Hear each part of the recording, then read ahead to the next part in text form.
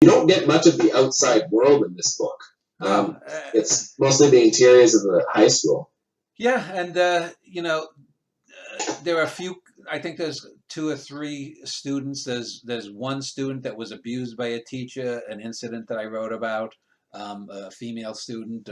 I Some of the teachers I write about. There's a right wing gun nut who's like the captain. In Texas, they have floor captains, so there's always one teacher that has a gun in his classroom in case. Uh, and this guy. Then there was like the guy. Who seems to be masturbating in his room.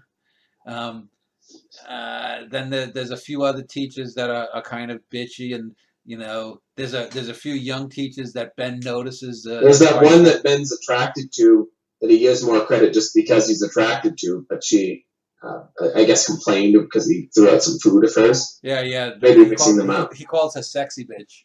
Yeah. But what the work ethic of most of the characters is horrible too. Especially that is it Fat Zeke or Fat Zeke, something like that. He'll spend hours just in his vehicle eating, and then he'll go and do a couple hours of work. But one of the moments that really stuck with me is I forget the name of the character, but this happens in all sorts of jobs. But you have this muscular figure who comes in there and he rips out a lot of the carpeting or something.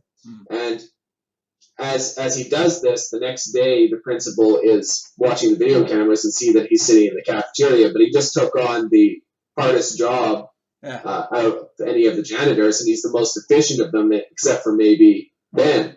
And then he is reprimanded for such. And that happens in all sorts of jobs. The most efficient people often get the most shit, and the laziest people, like this Zeke, take months and months before they really do anything about it. And even in Zeke's case, he had to find a different job before he was finally out of that company.